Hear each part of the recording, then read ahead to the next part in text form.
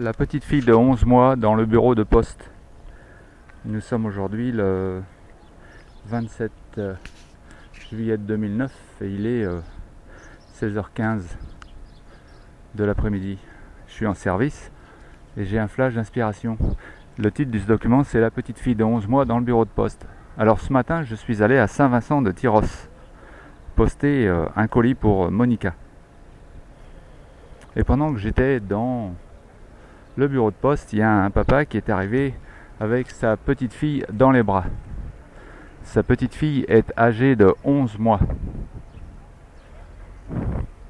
Et sa petite fille, du haut de ses 11 mois, dans les bras de son papa, m'a regardé intensément avec deux grands yeux globuleux très largement ouverts. Que faisait la petite fille à ce moment précis dans le temps, à 11 mois d'âge ? Elle me faisait des beaux sourires en même temps. Mais que faisait-elle à travers ce sens de la vue très largement ouvert ? Elle me regardait moi, après elle regardait sur le côté, regardait les autres choses. Elle buvait son environnement à travers le sens de la vision. Le sens de la vision prenait des photos de toutes ces zones d'ombre et de toutes ces zones de lumière qui l'entouraient.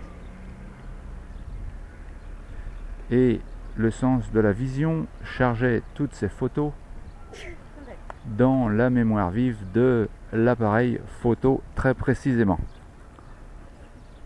sans que ni la petite fille ne sache ce qu'elle était en train de faire, et sans aussi que la mémoire vive ne sache ce qui est en train de se produire.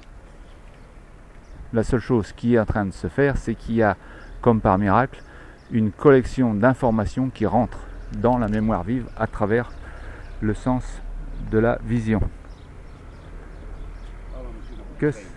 Comment ? Oui, il passe, oui. Oui, il va sans doute passer incessamment. Merci. Ok, au revoir.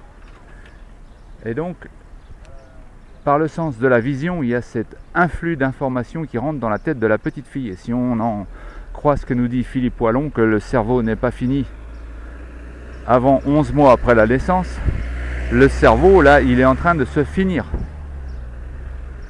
Et en dépit ou grâce à cette finition, l'information rentre à travers, dans le cas présent, le sens de la vision.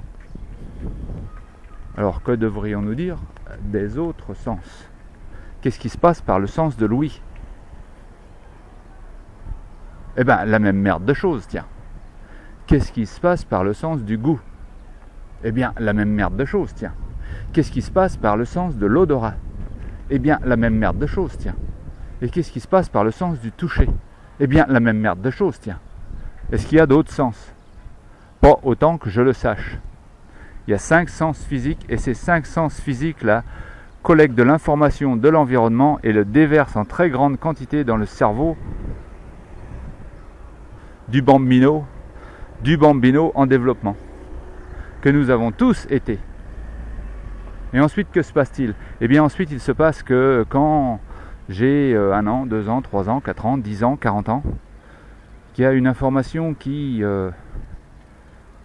dans l'environnement, vient déclencher une de ces informations qui ont été emmagasinées très tôt par la mécanique cérébrale, le modèle de comportement est entaché, dirons-nous, de cette information-là qui est dans la mécanique cérébrale.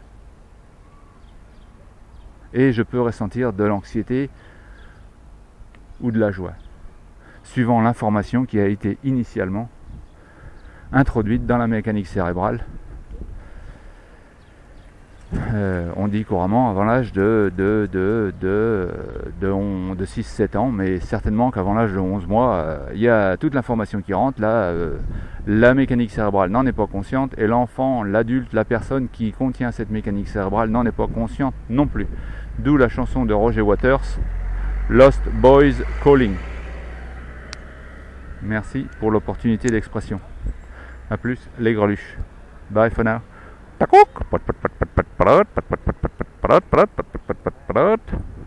On ne peut pénétrer dans le trou noir, dans le cerveau profond, qu'à pas furtif, comme nous le décrit si bien Anne Ancelin-Sugenberger à la page 14 de son livre Aïe mes aïeux, quand elle parle du trou noir, du Das Unbewusste, de l'inconscient. Merci pour l'opportunité d'expression. A plus. Bye for now. Ta cook? Yes. Vas-y.